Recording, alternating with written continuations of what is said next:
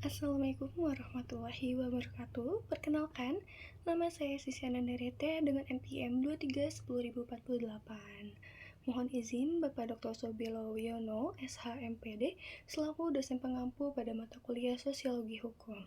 Di sini saya mengangkat judul yaitu Community Conceptions According to Emil Durkheim and Max Weber, Comparison, Analysis of Macro and Micro Approach, yang dimana judul ini diangkat dengan mendasari perbandingan teori antara makro dan mikro yang dikemukakan oleh Emil Durkheim dan Max Weber.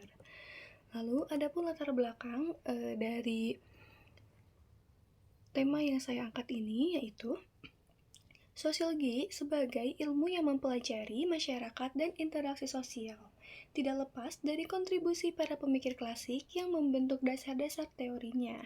Di antara tokoh-tokoh penting tersebut, Emil Durkheim dan Max Weber menempati posisi sentral dengan pandangan teoritis yang berbeda namun saling melengkapi. Emil Durkheim memandang masyarakat sebagai suatu struktur yang berdiri di atas individu dan memiliki kekuatan untuk mengatur perilaku manusia melalui apa yang disebutnya sebagai fakta sosial. Sebaliknya, Max Weber menekankan pentingnya pemahaman terhadap makna subjektif yang dimiliki oleh individu dalam setiap tingkatan sosialnya. Weber mengembangkan pendekatan interpretatif atau Verstehen yang berfokus bagaimana individu menciptakan dan membentuk realitas sosial melalui tindakan yang bermakna. Nah, adapun rumusan masalahnya yaitu bagaimana konsep masyarakat dipahami dan dijelaskan menurut Emil Durkheim dan Max Weber berdasarkan pendekatan makro dan mikro dalam sosiologis. Lalu, apa saja perbedaan mendasar dan titik temu antara teori Durkheim dan Weber dalam memaknai struktur sosial dan peran individu dalam masyarakat? Baik, kita lanjut ke dalam pembahasannya, yaitu Durkheim melalui pendekatan makrostruktural mendefinisikan masyarakat sebagai suatu realitas objektif yang berdiri di atas individu. Ia memperkenalkan konsep fakta sosial, yaitu cara berpikir, bertindak, dan merasa yang berada di luar individu namun memiliki kekuatan memaksa. Fakta sosial ini mencerminkan struktur sosial yang mempengaruhi perilaku manusia dalam masyarakat. Bagi Durkheim, masyarakat adalah sistem yang terorganisir dan harus dipahami melalui keteraturannya, pembagian kerja, dan solidaritas sosial. Sebaliknya, Weber mendekati masyarakat dari sisi mikrososiologis yang berfokus pada individu dan makna subjektif dari tindakan sosial.